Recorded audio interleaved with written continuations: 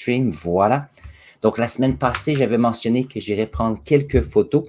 Et ici, on peut voir quelques photos que j'ai prises. Alors, ça ici, c'est le week-end passé.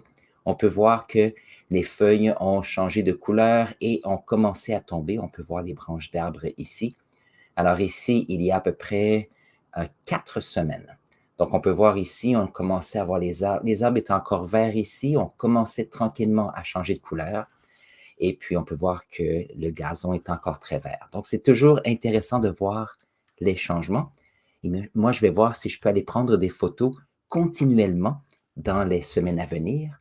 Surtout lorsque l'hiver va arriver, ça va être très joli avec la neige et on va voir le printemps et ça va revenir au vert. Donc, c'est toujours intéressant de voir comment est-ce que la nature répond aux saisons.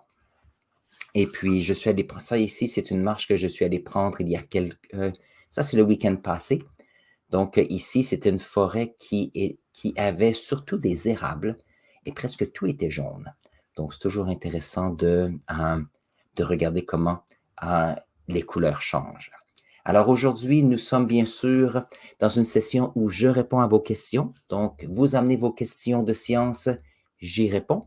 Et puis, sinon, j'ai quelques idées sur ce que je vais discuter aujourd'hui. Donc, voyons voir. Voyons voir s'il y avait pas... J'avais quelque chose d'autre que je voulais vous montrer aussi. Voyons voir si je peux le trouver. Voyons voir. Tiens, je ne sais pas comment faire ça. C'est excitant. Share screen, non. A window, oui. On peut faire ça comme ça. Donc ici, c'est un exemple où on peut voir. Voyons voir, excellent. Je vais mettre ça de côté, comme ça je peux voir exactement qu'est-ce que l'on fait. Donc, pendant que nous préparons nos premières questions, ça va vous donner la chance de voir comment est-ce que les feuilles peuvent changer de couleur. Et ce qui est intéressant, lorsqu'on arrive à l'automne, il fait plus frais, il y a plus de pluie et il y a ces odeurs de matière organique qui commencent à prendre sa place ici dans l'environnement. Donc ça ici, ce sont des feuilles de chêne. Sûrement que vous avez des chênes dans votre région. Et si je me rappelle bien, ici, j'ai quelques feuilles qui se rapportent aux érables. Donc ici, différentes espèces d'érables vont avoir des couleurs différentes. Et si je me rappelle bien, je pense que je montre le sentier. C'est très joli dans le coin de chez nous. Voilà. Donc, c'est toujours intéressant de voir comment... moi, j'adore, ça me permet de pouvoir me relaxer et ça me permet bien sûr de toujours réfléchir à faire attention à notre petite planète, bien sûr. Fantastique. Alors, voici, ça c'est ce que nous avons aujourd'hui. Nous allons maintenant voir si on peut partager la petite tablette, comme ça je vais pouvoir discuter avec vous de différents sujets. Donc, c'est celui-ci. Voilà. Donc, le Jamboard, je vais le mettre à l'arrière comme ceci. Comme ça, je vais pouvoir le voir un peu. Ces écrans, c'est fantastique. Donc, comme ceci. Fantastique. Alors, voyons voir quelles seront les questions que nous allons découvrir aujourd'hui. Nous avons... voilà, intéressant. Nous avons Chiffre Alphabet qui est venu avec une question aujourd'hui. Donc, nous allons prendre le temps de répondre à celle-ci. Après, nous allons parler probablement de composés chimiques. J'ai eu quelques questions intéressantes cette semaine. Donc, nous allons faire cela. Et après, on va voir s'il y a d'autres questions qui arrivent ici. Alors, première question se rapporte à l'astronomie. Donc, voyons voir.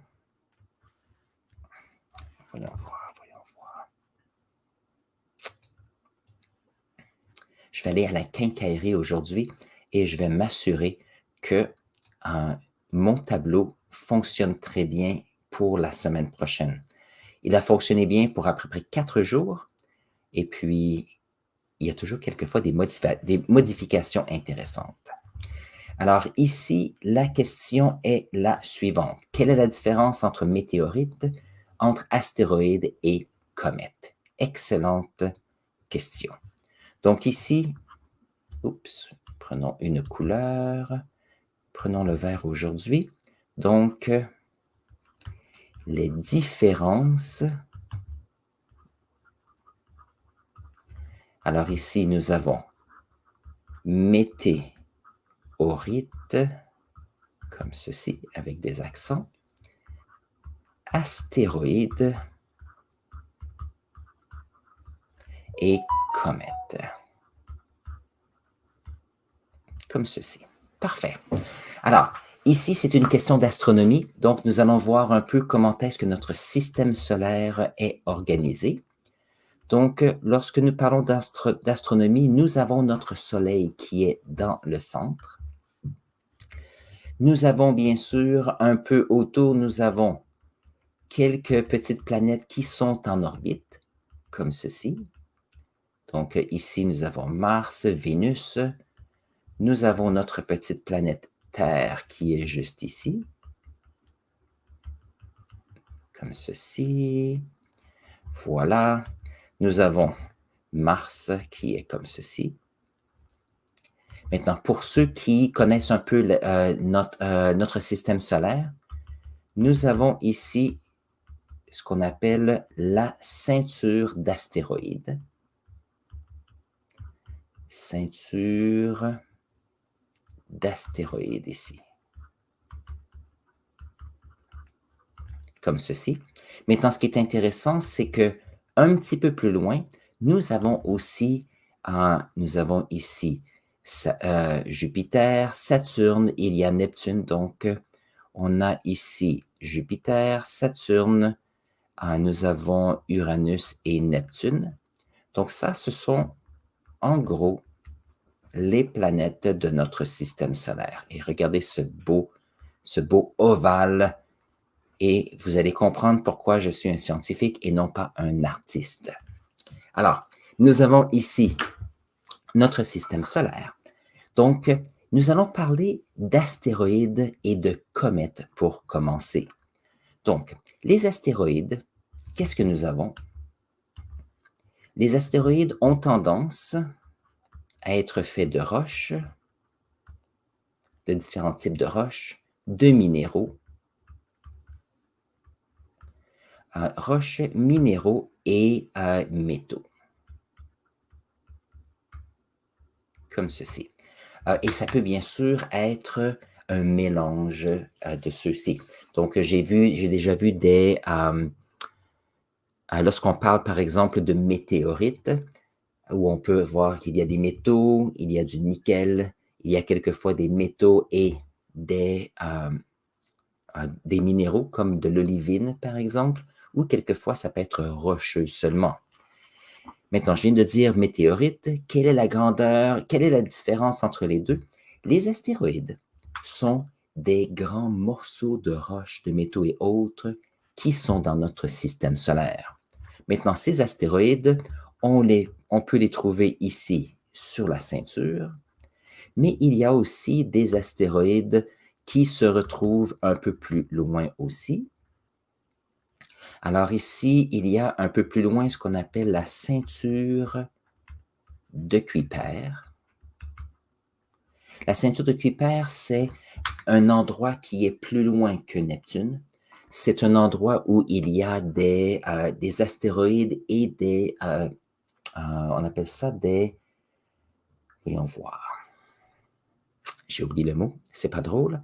Il n'y a pas de planète, mais il y a des objets, il me manque le deuxième mot. Mais en tout cas, alors des astéroïdes, ça peut être quelques mètres à quelques centaines de mètres, mais si on les met plus grands, ça peut être encore plus grand. Lorsqu'ils arrivent à une certaine grandeur, ces astéroïdes commencent à avoir une gravité plus grande. Alors, qu'est-ce qui arrive à ce moment-là? C'est qu'ils commencent à avoir une structure un peu plus spécifique. Donc, par exemple, si on prend la Lune, c'est une sphère. Notre planète Terre, c'est une sphère parce qu'il y a assez de gravité pour que celle-ci puisse avoir cette forme sphérique. Maintenant, dans la ceinture d'astéroïdes ici, ce sont presque exclusivement des morceaux de roches, métaux et autres. il y a quand même un petit objet céleste. Ah, voilà, ça c'est le mot que je cherchais. Des objets célestes. Alors, un objet céleste, c'est un objet qui est dans l'espace.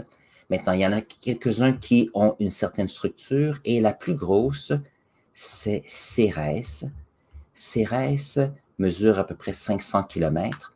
Elle est dans la ceinture d'astéroïdes et elle est assez grosse pour avoir une certaine structure sphérique ici. Maintenant, nous pensons que la ceinture d'astéroïdes possiblement aurait été, il y a très longtemps, une possibilité d'être une protoplanète, donc possiblement une planète qui aurait grandi ensemble, qui aurait réussi à se former. Par contre, suite à des difficultés gravitationnelles, il peut y avoir quelque chose qui est arrivé. C'est comme si cette planète ne s'était jamais formée. C'est pour ça que la ceinture forme un cercle tout de même autour du Soleil, donc c'est en orbite.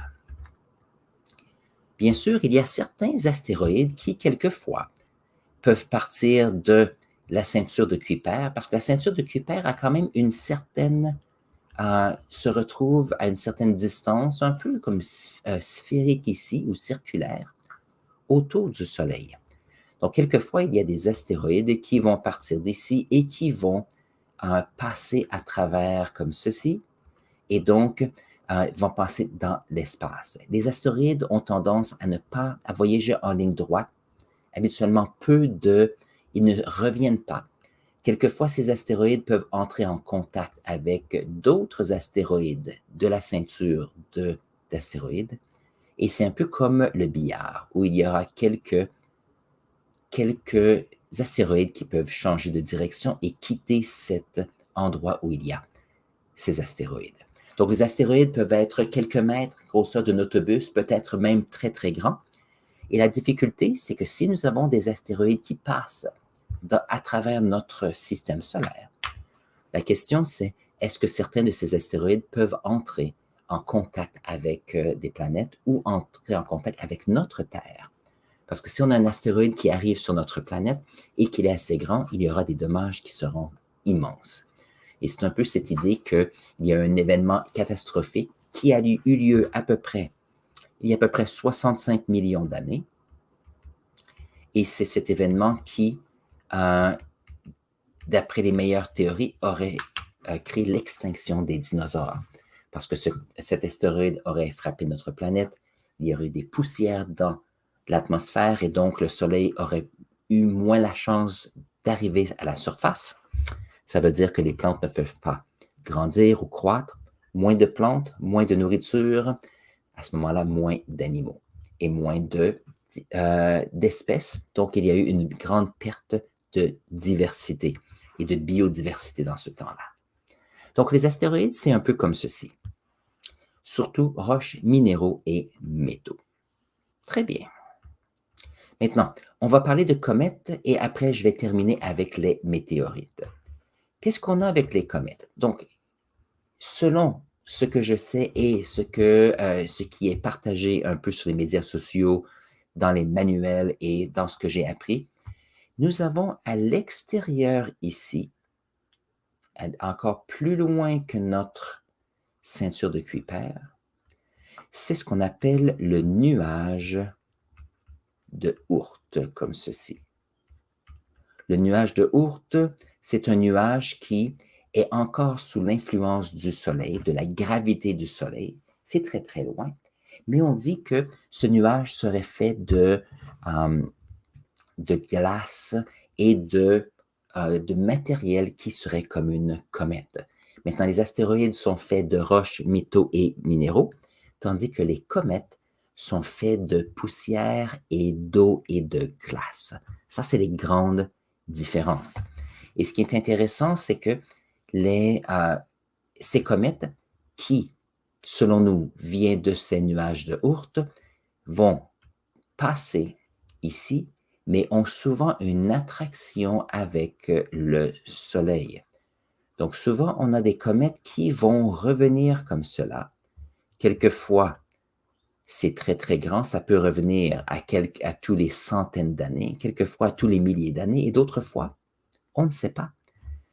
Et ce qui est intéressant, c'est que ces comètes arrivent, vont passer près du Soleil, être attirés par ceux-ci et vont repartir beaucoup plus loin. Donc, grande différence. Comète, poussière, glace et eau. Astéroïdes, roches, métaux et minéraux. Donc, ça, c'est intéressant ici. Je vais faire un autre dessin pour parler des comètes maintenant.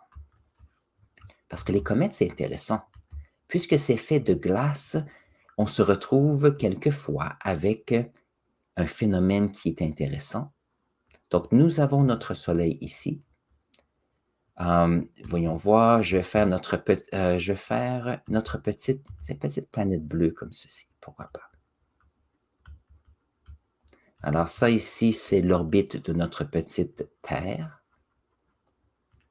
comme ceci. Et il arrive qu'il y a des comètes qui vont arriver comme ceci et qui vont entrer avec la gravité du Soleil et ça va faire ça va bifurquer comme cela. Mais ce qui est intéressant, c'est que les comètes, comme ceci, sont faits de glace plus poussière. Donc, je ne sais pas. Tout à l'heure, je vais voir si je peux trouver une photo qui n'a pas de droit d'auteur pour vous montrer. Tiens, je vais le faire tout de suite parce que c'est toujours intéressant de voir ce que nous avons. Donc, nous avons envoyé une sonde il y a une dizaine d'années et il y a 2 ans à peu près, il y a cette sonde qui s'appelle Rosetta qui est allée voir une petite comète. Voyons voir une image. Voyons voir où est-ce qu'on peut trouver une image qui n'a pas de droit d'auteur.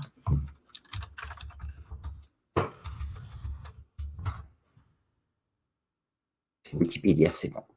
J'aime bien Wikipédia, c'est une bonne façon de parler. Voilà. Donc, je vais changer notre petit partage. Voilà. Voilà. Donc, Rosetta était la sonde et ici, nous avons la comète. Maintenant, ce qui est intéressant, c'est que même si on dit « Ah, mais c'est très gris », et la raison de cela, c'est que la glace est sous cette couverture de poussière. Et qu'est-ce qui arrive? C'est que lorsque cette comète passe près du Soleil, le Soleil réchauffe la comète et il y a de l'eau qui va évaporer. Ça veut dire que l'eau et la glace finissent par partir. Par contre, la poussière ne part pas. Donc, puisque la poussière reste ici, collée par la gravité et d'autres particules d'eau, à la surface, ça semble gris, comme ceci. Mais lorsque nous regardons ceux-ci, vous allez dire, comment est-ce qu'on peut voir ces comètes dans le ciel? Alors ça devient intéressant. Voyons voir, comme ceci.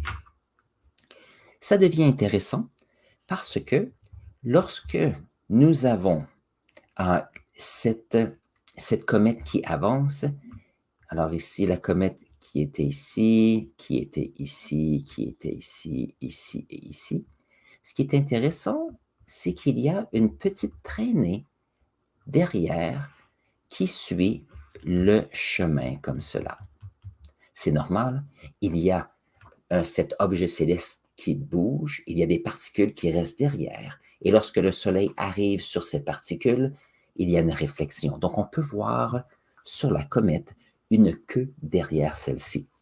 Donc, voyons voir si je peux, je ne sais pas si on peut trouver ici quelque chose d'intéressant. Alors, ici, comète. Et voyons voir si on peut voir une traînée.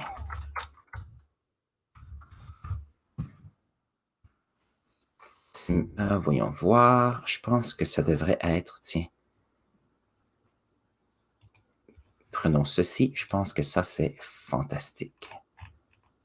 Voyons voir où est-elle. Cette photo, elle est ici.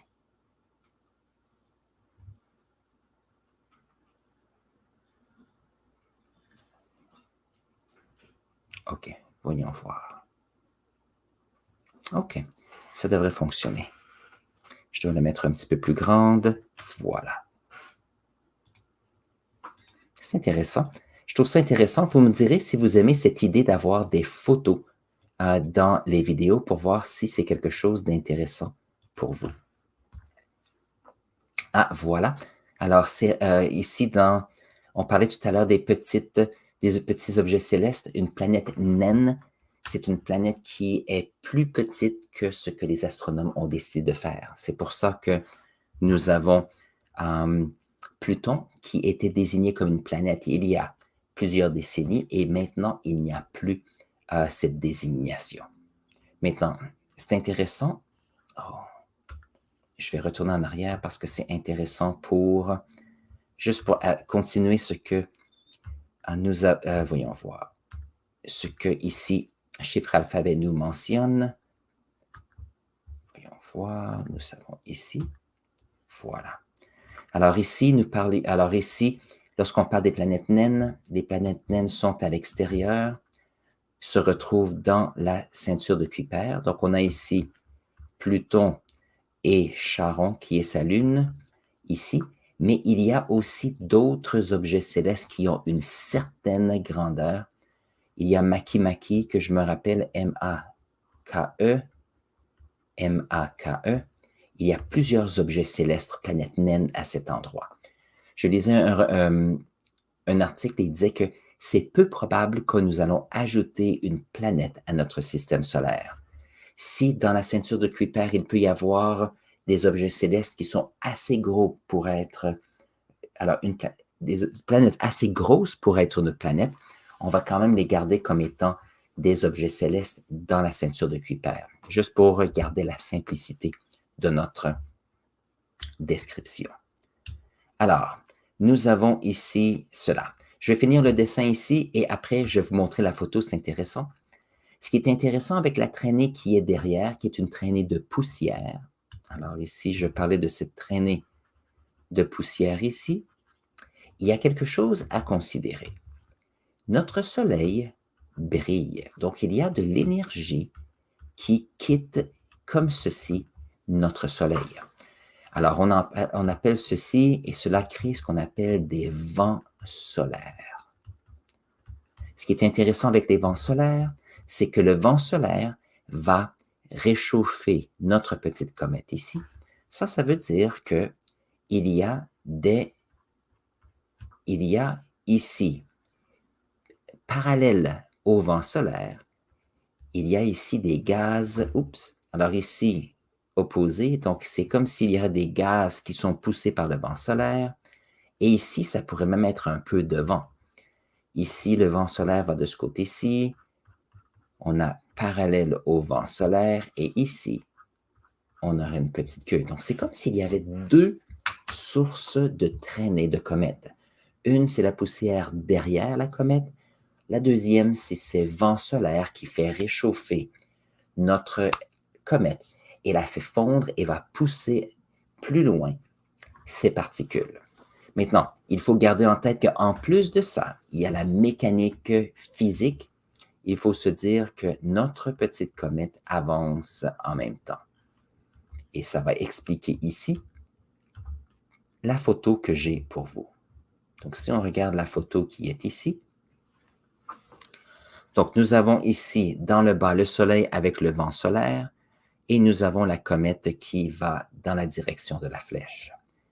Maintenant, puisque la comète va dans cette direction-ci, théoriquement, il devrait y avoir une traînée derrière, mais le vent solaire pousse cette poussière un petit peu plus loin. Donc, nous avons ici cette traînée de poussière qui est laissée derrière la comète qui voyage.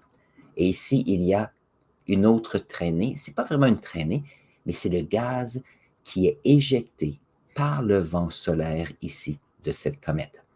Donc, si nous avons des bons yeux ou nous avons un télescope, on peut voir ces deux traînées. C'est pour ça qu'on a découvert que les comètes étaient faites de gaz, d'eau, de glace et de poussière. Donc, c'est cette idée ici. Lorsqu'on regarde un astéroïde n'a pas cet effet Donc, c'est pour ça qu'on se dit astéroïde, c'est fait de roches, métaux et minéraux, tandis que les comètes sont faits d'eau, de glace et de poussière. Et bien sûr, la photo que j'ai montrée qui a été prise par Rosetta, cette sonde, on peut voir même si une comète a l'air grise, on a cette glace qui est emprisonnée. Et c'est intéressant parce que j'ai vu lorsque la sonde a envoyé une autre sonde sur cet astéroïde, il y a une petite collision et on a pu voir sur une photo une réflexion de glace sur la surface de cette comète. Donc ça, c'est intéressant. Alors, pourquoi est-ce que les comètes sont intéressantes pour les scientifiques? Premièrement, on se dit s'il y a de l'eau dans des comètes qui se retrouvent dans le nuage de Oort à l'extérieur ou très très loin dans notre système solaire, mais toujours attirée par la gravité du Soleil, est-ce que cette eau a une relation avec l'eau que nous avons sur notre planète? Est-ce qu'il y a est-ce qu'il y a une vie possible attachée avec cela? Que ce soit une vie passée ou présente, on ne sait pas. C'est pour ça que les scientifiques sont très excités par les comètes. Maintenant, les astéroïdes, pourquoi est-ce que les humains pourraient être intéressés? Il y a plusieurs compagnies qui se disent, est-ce que nous pourrions aller sur une comète et faire l'extraction de minéraux et extraction de métaux que l'on peut utiliser sur notre planète ou pour faire je ne sais pas, des stations spatiales ou des vaisseaux ou peut-être même des sites sur des planètes pour pouvoir construire une petite communauté, par exemple. Parce qu'une des difficultés qu'on a ici pour aller dans l'espace, c'est que tout ce que nous faisons doit venir de notre planète. Donc, on a besoin de beaucoup d'énergie pour quitter la gravité de la planète. Donc, si nous pouvions trouver une façon d'extraire les minéraux d'un astéroïde qui est déjà dans l'espace, ça coûterait beaucoup moins cher en ce qui concerne le carburant. Donc, ce sont des situations ici que l'on pense. Est-ce que ça vaudrait la peine d'aller voir un astéroïde et faire l'extraction de métaux ou s'attacher à un astéroïde plus petit et le pousser, par exemple, et avoir une collision sur la Lune? Comme ça, on peut aller chercher ces métaux. Parce que n'oubliez pas que avec le fer et le nickel, on peut faire l'acier. Et l'acier est un excellent alliage pour faire ce qu'on a besoin comme structure. Très bien. Continuons maintenant. Il y a une chose qu'on n'a pas discutée et ce sont les météorites. Voyons voir. Et en passant, c'est une excellente question, chiffre alphabet. OK, donc voyons voir qu'est-ce que nous avons. Nous avons parlé d'objets célestes, comme ceci. Un chiffre alphabet a parlé de planètes naines. Nous avons parlé du fait qu'il y a aussi des astéroïdes comme ceci. On a aussi parlé de comètes, bien sûr. Maintenant, lorsqu'on a des astéroïdes, ils ont quelque chose qui sont assez gros, on peut les voir avec des télescopes. Lorsqu'on se retrouve avec des objets célestes ou des particules ou des morceaux de roche plus petits et que ceux-ci se rapprochent de notre planète, on les appelle les météoroïdes. Météoroïdes, comme ceci. Qu'est-ce que c'est les météoroïdes? Alors, par exemple, vous savez, nous avons, alors voyons voir ici, nous avons notre Soleil, nous avons ici notre petite planète Terre. J'ai perdu mon crayon. Où est mon crayon? Il est ici. Nous avons notre petite planète Terre ici. Et possiblement, si vous aimez l'astronomie, vous savez qu'il y a des pluies de météores l'été dans le mois d'août. On les appelle les Pléiades. Les Pléiades comme ceci. Il y a aussi au printemps ce qu'on appelle les Perséides. Perséides comme ceci. Alors ici, qu'est-ce que c'est? On a, à des moments spécifiques de l'année, des pluies de météores. OK. Donc, on n'a pas parlé de météorites, mais vous allez voir, ça s'en vient. Pourquoi est-ce que nous avons, à des moments spécifiques de l'année, des pluies de météores? C'est qu'il y a, le long de l'orbite ici, de notre petite planète, c'est comme si c'était des champs, un endroit où il y a une augmentation de ces petites particules, des morceaux de roche, peut-être quelques centimètres, quelques décimètres, peut-être 1 mètre, possiblement. Et qu'est-ce qui arrive? C'est que on se retrouve avec des particules un peu partout. Donc, ceux-ci, on ne les voit pas avec les télescopes, parce qu'ils sont trop petits comparés aux astéroïdes. Par contre, nous avons une planète qui est en orbite autour du Soleil. Alors, qu'est-ce qui arrive? C'est que si notre Terre passe ici dans ce champ de météoroïdes, qu'est-ce qui arrive? C'est que ceux-ci entrent dans notre atmosphère et vont brûler. Alors, nous avons ici un moment de l'année où nous avons une augmentation de ces météoroïdes qui entrent dans notre atmosphère. On voit des météores, c'est fantastique. Après cela, diminue. Donc, de temps en temps, on peut voir un météore ici et là. Et d'autres fois, durant un autre moment de l'année, nous avons ici notre planète qui passe dans un autre champ où il y a beaucoup de météoroïdes et on a un autre 2 ou 3 jours où on a une augmentation des pluies de météores. Un mot intéressant ici, les météores. Alors, les météores, qu'est-ce que c'est? Ce sont des météoroïdes qui, lorsqu'ils entrent dans notre atmosphère, ont une grande friction et vont brûler. Et souvent, vont faire une petite traînée blanche dans l'atmosphère. Si c'est un petit peu plus gros, il y a plus de roches, ça peut devenir quelquefois un petit peu rouge. Ça peut devenir, c'est comme une petite flamme des fois, si on est chanceux. Mais lorsqu'on a des météores, on a ces météoroïdes qui se désagrègent complètement, à 100%. Et qu'est-ce qui arrive? Se désagrège et brûle en petite poussière. Et éventuellement, cette poussière tombe sur le sol, dans les océans. Et on ne les remarque pas du tout. Par contre, si ces météoroïdes ici sont faits de métaux, comme ceci, ou sont plus gros, alors ici, qu'est-ce qui arrive? C'est que les métaux vont fondre dans l'atmosphère, mais ne se désagrégeront pas complètement. S'ils sont plus gros, ils vont rapetisser par la friction, ils vont brûler, mais il arrive qu'ils ne brûlent pas complètement. Et il arrive un moment, si nous avons notre petite planète ici, comme ceci. Ah tiens, je vais faire quelque chose d'intéressant.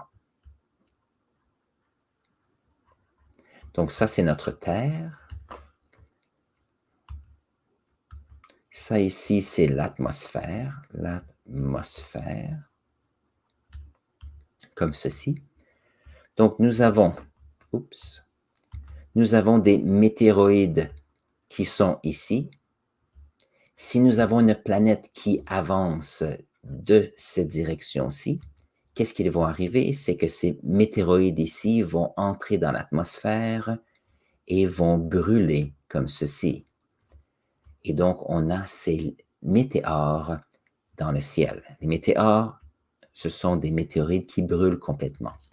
Par contre, si ceux-ci sont plus gros, conséquence intéressante, c'est qu'il y a des parties qu'on peut retrouver sur le sol. Ça veut dire, ils étaient beaucoup plus gros et maintenant sont peut-être gros comme ceci.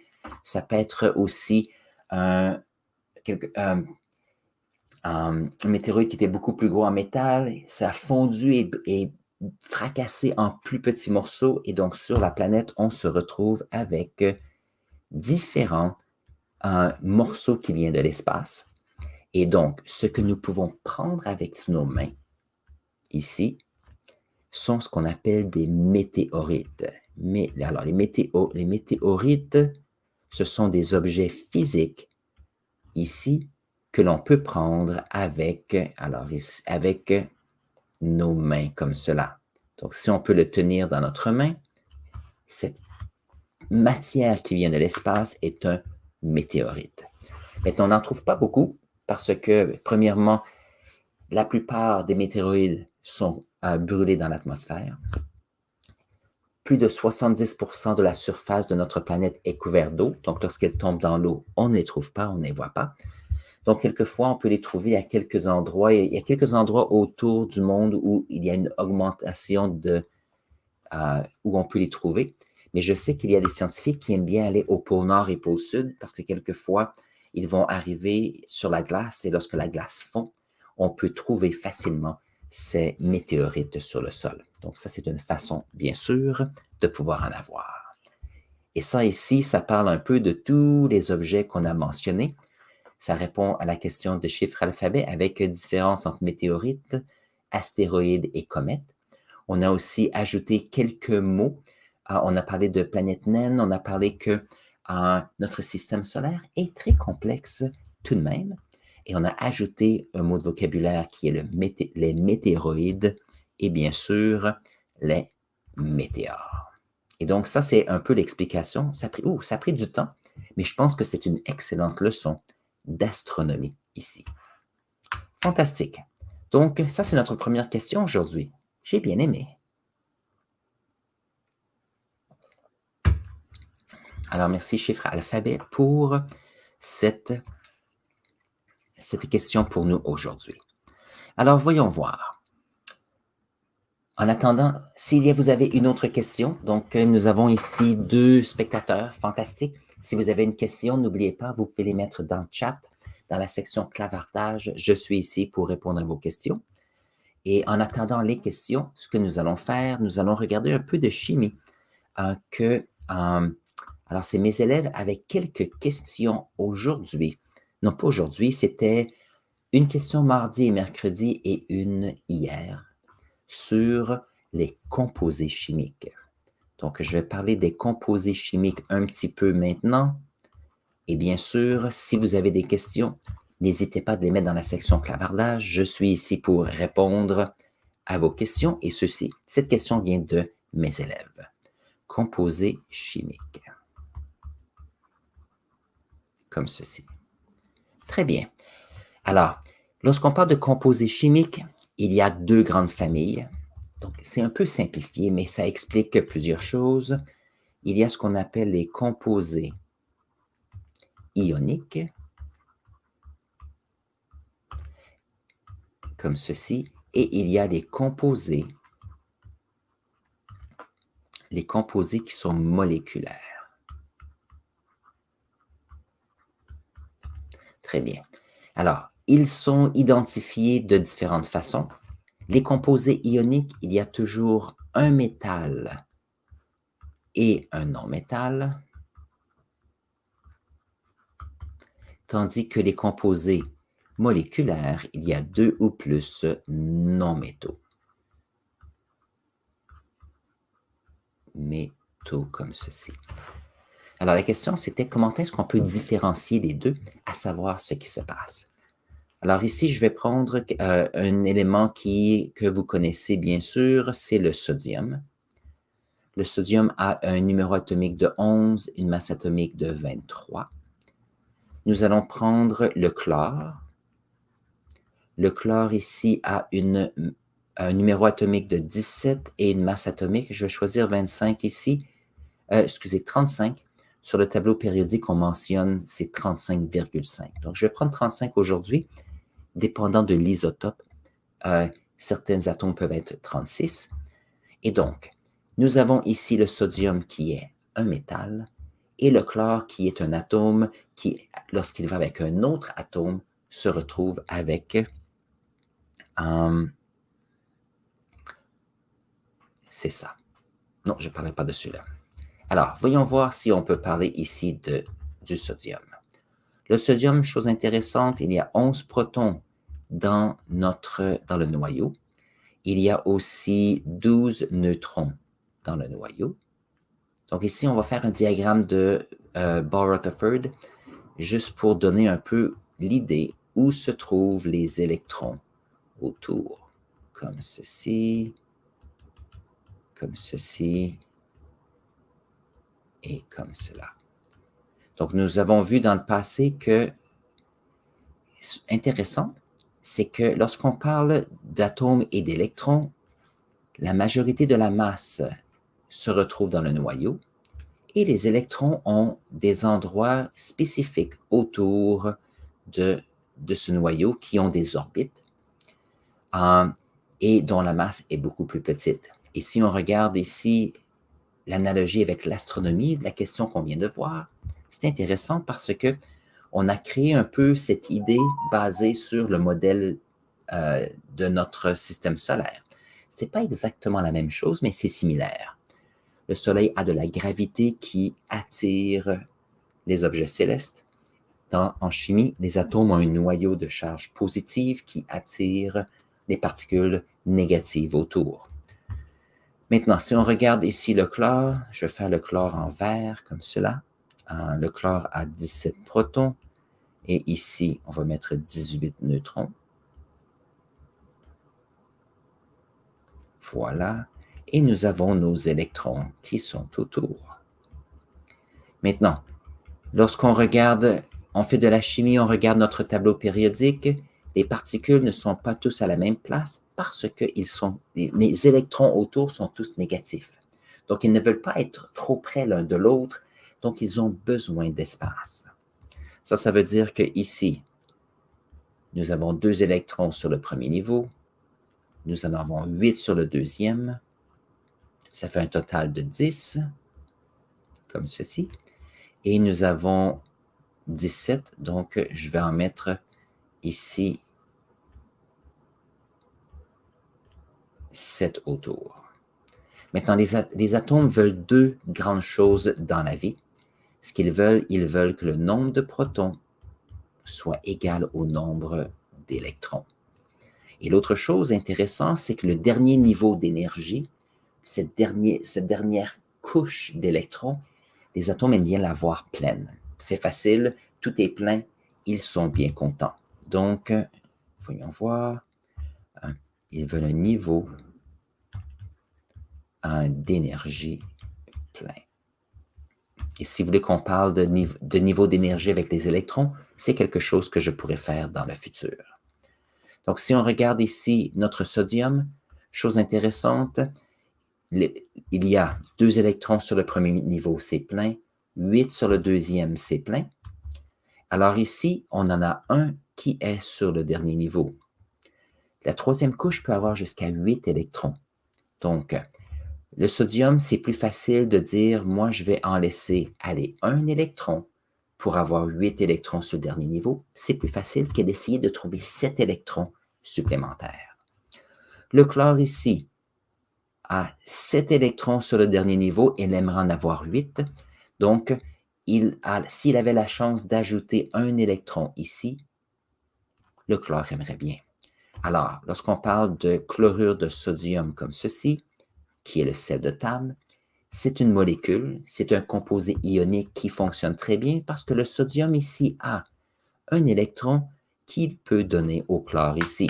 Maintenant, le sodium n'ira pas très loin parce qu'il a dit, je te donne mon électron, mais si je veux ravoir l'électron, j'aimerais pouvoir le faire. Donc, c'est un peu comme lorsqu'on a de l'argent. Donc, je n'ai pas ça ici. Alors, si nous avons de l'argent, que ce soit argent papier ou des pièces de monnaie, il n'y a pas de propriétaire vraiment, sauf la Banque centrale. Donc, la Banque du Canada dit il y a de l'argent dans le système. Donc, moi, si j'ai 2 dollars et que je n'ai pas besoin pour l'instant, je peux donner ce 2 dollars à une autre personne. Par contre, je vais garder en mémoire que j'avais 2 dollars et si je peux le ravoir ou si j'en ai besoin, j'aimerais pouvoir aller le chercher. Mais chose intéressante, ce 2 dollars n'a pas de nom. Mon nom n'est pas sur celui-ci. Donc, par exemple, si moi il y a par exemple, je ne sais pas, Ahmed et puis Sophia. Donc, moi, je donne 2 dollars à Ahmed. Fantastique. Mais moi, j'aimerais avoir le 2 dollars. Ahmed peut dire, Sophia, peux-tu donner 2 dollars à moi et je te redonner le 2 dollars plus tard parce que je n'ai pas pour l'instant. Donc, Sophia me donne le 2 dollars. Moi, je suis content. J'ai reçu le 2 dollars que j'avais donné. Mais maintenant, il y a 2 autres personnes qui vont s'occuper de redonner les sous. Donc, c'est un peu l'idée de ces composés ioniques. Les métaux ont l'affinité à donner des électrons, les non-métaux à recevoir les électrons. Donc, ça, c'est un peu donner et recevoir. La raison pourquoi que les métaux sont des bons conducteurs, donc si on prend par exemple ma souris ici, il y a un fil, c'est que le cuivre est un métal qui a des électrons qui sont à l'extérieur, que le cuivre est prêt à laisser aller si nécessaire. Alors, c'est comme si nous avons un robinet. Une fois qu'on ouvre le robinet, l'eau va sortir. Il y a de l'eau partout dans le robinet. Donc, si on rouvre le robinet, l'eau sort. Si on le ferme, l'eau arrête de couler. Donc, on donne de la pression à l'eau pour qu'elle sorte ou on coupe la pression. Dans un fil électrique, c'est la même chose. Si d'un bout du fil, je pousse des électrons pour entrer, les atomes de cuivre vont dire, ah, des électrons arrivent, donc moi, je vais laisser aller ceux que j'avais. Et le mouvement d'électrons, c'est ce qui permet au système électrique de fonctionner, qui permet à l'Internet, par exemple, dans certains réseaux, et bien sûr que l'on puisse faire les vidéos ici le matin. Donc, c'est intéressant. Alors, que se passe-t-il lorsqu'on a des composés moléculaires? Ça, c'est une bonne question. Alors ici, on a un composé ionique, parce que lorsque un atome donne un électron, il devient Na+, qui est un ion. Ici, on a Cl-, qui est un autre ion, qui vont former un composé ionique. Donc, on peut voir, il y a le petit mot ici. Et la liaison, l'énergie, le principe derrière les composés ioniques, c'est une liaison ionique. Donc ici, liaison ionique. Très bien. Maintenant, que se passe-t-il lorsqu'on a des composés moléculaires? Donc, voyons voir. Composés moléculaires, comme ceci. Alors, ce que je vais utiliser comme composés moléculaires, il y a 2 ou plusieurs non-métaux, métaux comme ceci. Alors, moi, je vais choisir un composé qui a du carbone et de l'oxygène. Je vais utiliser le dioxyde de carbone. Donc ici, je vais avoir un carbone et un oxygène et un oxygène. Pourquoi le dioxyde de carbone? Nous venons d'avoir la conférence de Paris 26 en Écosse. Donc la semaine prochaine, nous allons parler de comment est-ce que nos climats changent. Ça fait quelque temps que je n'ai pas fait et je vais voir si je peux ajouter quelques informations. Et le but, c'est de regarder, on peut apprendre sur les climats, sur le dioxyde de carbone, mais que pouvons-nous faire lorsqu'on pense à ce thème pour améliorer la situation? Et ça, ce sera le sujet qu'on va voir la semaine prochaine. Donc, le carbone ici, chose intéressante, il y a 6 protons et 6 neutrons. Le carbone ici a 2 électrons sur le premier niveau. Et sur le deuxième niveau, il peut en avoir jusqu'à un maximum de 6, parce qu'il y a 6 protons positifs, donc il y a 6 électrons négatifs. Nous avons maintenant l'oxygène. L'oxygène a 8 protons et 8 neutrons. Voici, donc je fais des diagrammes de Bohr-Rutherford. Je devrais essayer de faire les diagrammes de configuration électronique. Ça prendrait moins de temps. Mais c'est une bonne façon de le voir pour l'instant. Donc ici, 1, 2, 3, 4, 5 et 6. Donc ici, il y a 8 protons. Ça veut dire que notre atome aura 8 électrons aussi. Et nous allons faire la même chose de l'autre côté. 8 neutrons, comme ceci. Donc ça, c'est quelque chose que j'ai peut-être discuté il y a plusieurs mois. Donc c'est un bon rappel. Surtout que je n'ai pas d'autres questions pour l'instant. Et c'est fantastique. Très bien. Alors, nous avons ici nos 2 atomes d'oxygène et nous avons notre atome de carbone. Maintenant, ce qui est intéressant, c'est que lorsqu'on avait un métal qui donnait son électron pour avoir le dernier niveau d'énergie plein, ça fonctionne, et un non-métal qui veut avoir un électron. La difficulté, c'est qu'ici, avec le carbone et l'oxygène, ici, l'oxygène, lui, ce qu'il aimerait, il aimerait bien pouvoir ajouter 2 électrons. C'est beaucoup plus facile que d'éliminer 6 électrons. Donc, chacun de ces oxygènes aimerait avoir 2 électrons supplémentaires. Pour le carbone, il y a 2 choix. Soit que le carbone donne 4 électrons, comme ça, il se retrouve avec 2 électrons ici dans le milieu, un niveau qui est plein, mais on a 6 positifs et 2 négatifs, donc une attirance phénoménale. Ou il pourrait dire, je peux ajouter 4 électrons. Mais à ce moment-là, on a 10 électrons et seulement 6 protons. Donc ici, il y a une situation où on veut tous avoir des électrons et il n'y a pas vraiment personne qui veut les donner. Alors, qu'est-ce qui va arriver? C'est que les atomes vont trouver une façon de pouvoir s'entendre et ils vont partager leurs électrons. Alors, moi, je vais enlever ça ici. Je vais enlever ça, ça, ça et ça. Vous allez voir pourquoi j'enlève ceux-ci. Donc, si on prend l'oxygène, ici, moi, je vais prendre les 2 électrons que je viens d'enlever, je vais les mettre ici. Je vais prendre les 2 électrons, je vais les mettre ici. Donc, ça fonctionne. J'ai 6 électrons sur le dernier niveau et 2 ici, donc ça fait 8, ça va.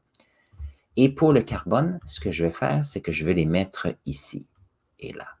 Donc ici, on a encore nos 4 électrons à l'extérieur. Alors ici, qu'est-ce qui va arriver? Puisque tout le monde veut garder leurs électrons, qu'est-ce qui va arriver? C'est que cet oxygène va dire, OK, moi, j'aimerais en avoir 2 de plus. Donc, ils vont, ce qu'on va dire, partager les électrons. Donc, de temps en temps, le carbone va dire, je vais t'en prêter 2. Comme ça, tu vas pouvoir avoir 1, 2, 3, 4, 5, 6, 7, 8 électrons et ça va bien fonctionner. En échange, moi, j'aimerais bien que tu me prêtes 2 électrons de temps en temps. Alors ici, on se retrouve avec 4 électrons qui peuvent aller soit de ce côté-ci ou soit aller avec le carbone. Donc ici, on a ce qu'on appelle le partage d'électrons. Maintenant, il y a toutes sortes de choses qui peuvent entrer en ligne de compte et je comprends. J'essaie de simplifier la compréhension ici. Même chose de l'autre côté, on peut avoir cet oxygène qui emprunte 2 électrons de notre carbone, mais le carbone va dire, OK, ça ne me dérange pas de t'en prêter 2, mais tu dois m'en prêter 2 aussi. Donc, celui-ci va venir en chercher. Donc, si on regarde, 1, 2, 3, 4, 5, 6, 7 et 8, l'oxygène a 8 électrons sur le dernier niveau, il est content. Le carbone ici en a maintenant 1, 2, 3, 4, 5, 6, 7, 8, celui-ci est content aussi. Donc, on se retrouve ici avec 3 atomes qui, à un moment donné dans le temps, peuvent avoir tous les 3 8 électrons. Parce que bien sûr, ces électrons voyagent à la vitesse, presque la vitesse de la lumière. Donc, on ne peut pas vraiment savoir où ils sont, on sait qu'ils existent. Donc, on peut les voir ou on peut mesurer leur vitesse, c'est très difficile. On ne peut presque pas avoir les 2 en même temps. Parce qu'aussitôt qu'on veut voir un électron, celui-ci est déjà parti plus loin. Mais la beauté de ceci, c'est que lorsque ces électrons vont de ce côté-ci et qu'ils sont partagés, les électrons ne veulent pas nécessairement rester à un atome spécifique. Ce qu'ils veulent, c'est qu'ils veulent pouvoir former un tout et être stable. Et c'est pour ça que une molécule de CO2 est très stable. C'est un gaz. C'est un gaz qui est stable parce qu'il a tous les atomes nécessaires. Il a tous les électrons nécessaires pour être content. Donc, celui-ci est stable. Et chose intéressante, c'est que ces électrons bougent. Donc, ce n'est pas une molécule qui est rigide, mais qui peut bouger un petit peu. Donc, le CO2, qui est un composé moléculaire, peut absorber une certaine quantité d'énergie parce que le lien entre les atomes peuvent bouger un petit peu. Donc, s'il y a plus d'énergie, ça peut bouger plus, mais quand même, les atomes peuvent conserver de l'énergie et bien sûr peuvent agir comme un gaz à effet de serre qui permet d'emprisonner la chaleur sur notre planète. Donc ici, il y a deux côtés de la chose. Maintenant, le CO2 fait partie de la pollution, Mais bien sûr, n'oubliez pas que les plantes ont besoin de CO2 pour faire la photosynthèse. Donc, il y a un cycle ici du carbone qui est à considérer. Donc, il ne faut pas dire qu'un est meilleur que l'autre. Il faut s'assurer de garder un équilibre entre ceux-ci. Et pour ceux qui veulent savoir, un composé moléculaire a ce qu'on appelle des liaisons covalentes. Une liaison covalente, c'est ce fait de partager les électrons pour former un composé. Donc ici, on n'a pas d'ion parce qu'on a un partage d'électrons. Donc ça ici, c'est notre petit sujet sur la différence entre un composé ionique et un composé moléculaire. Donc sur ce, c'est la fin de cette question. Alors je vais prendre une gorgée de café en attendant pour voir est-ce qu'il y a quelqu'un qui a une question pour terminer ce stream ou est-ce que ce sera la dernière question pour aujourd'hui. Donc prenez un instant pour penser. Si vous avez une dernière question, vous pouvez la mettre dans le chat ou dans la section clavardage. J'apprécierais.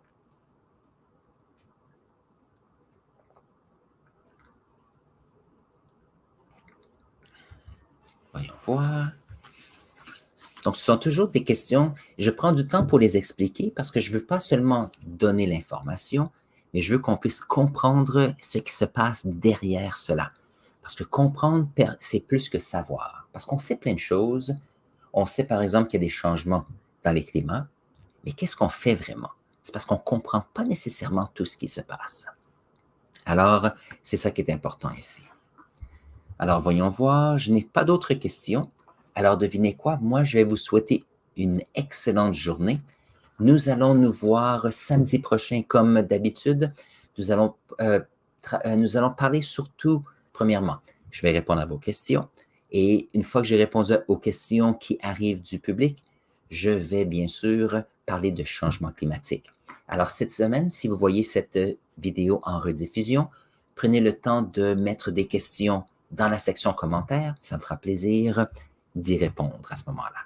Alors, sur ce, je vous souhaite une excellente journée. Chiffre alphabet, je te souhaite une belle journée aussi et un bon week-end. On se voit la semaine prochaine. Au revoir. Fantastique. Alors, au revoir à tous et je vais avoir définitivement un tableau qui fonctionne la semaine prochaine. Gardez le sourire.